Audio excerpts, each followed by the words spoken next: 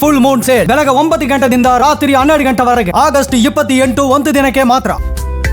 ಸಚಿವ ಬಿ ನಾಗೇಂದ್ರ ರಾಜೀನಾಮೆ ವಿಚಾರಕ್ಕೆ ಸಂಬಂಧಪಟ್ಟಂತೆ ಬೆಂಗಳೂರಿನಲ್ಲಿ ಸಿಎಂ ಡಿಕೆ ಶಿವಕುಮಾರ್ ಪ್ರತಿಕ್ರಿಯೆ ಕೊಟ್ಟಿದ್ದಾರೆ. ನಮ್ಮ ಪಕ್ಷದಲ್ಲಿರುವವರು ಪಕ್ಷದ ಶಿಸ್ತಿನ ಸಿಪಾಯಿಗಳು ಅಂತ ಹೇಳಿದ್ದಾರೆ. ಯಾವ ಅರ್ಥದಲ್ಲಿ ಹೇಳಿದ್ದಾರೋ ಗೊತ್ತಿಲ್ಲ.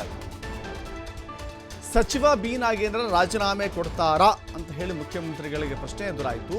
ಆ ಪ್ರಶ್ನೆಗೆ ಉತ್ತರ ಏನಾಗಿರಬೇಕಾಗಿತ್ತು, ಹೌದು ಅಥವಾ ಇಲ್ಲ ಅಂತ. ನಮ್ಮ ಪಕ್ಷದವರು ಅತ್ಯಂತ ಶಿಸ್ತಿನ ಸಿಪಾಯಿಗಳು ಅಂತ ಹೇಳಿದ್ರು.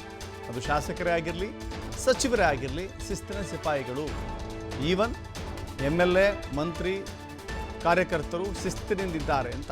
ಅಲ್ಲಿಗೆ ಪಕ್ಷಕ್ಕೆ ಡ್ಯಾಮೇಜ್ ಆಗುವ ಹಂತ ಬಂದರೆ ಪಕ್ಷ ಹೇಳಿದ ಮಾತನ್ನು ಕೇಳಬೇಕಾಗತ್ತೆ, ಆ ಶಿಸ್ತನ್ನು ಉಳಿಸಿಕೊಳ್ಬೇಕಾಗತ್ತೆ. ಹಾಗಾದರೆ ನಾಗೇಂದ್ರ ತಲೆದಂಡ ಇಲ್ಲಿ ಫಿಕ್ಸಾ ಅನ್ನೋದು ಮುಖ್ಯಮಂತ್ರಿಗಳ ಮಾತಿನಲ್ಲಿ ದ್ವಂದ್ವಾರ್ಥವನ್ನು ನೀಡ್ತಾ ಇದೆ.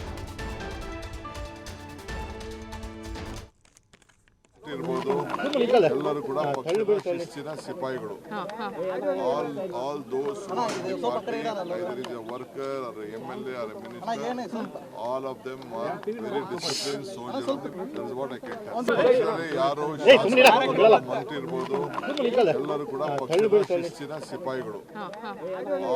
All those either is a worker or a MLA or a minister, all of them are very disciplined soldiers. ಯಾರು ಮಂತ್ರಿ ಇರ್ಬೋದು, ಎಲ್ಲರೂ ಕೂಡ ಪಕ್ಷದ ಶಿಸ್ತಿನ ಸಿಪಾಯಿಗಳು.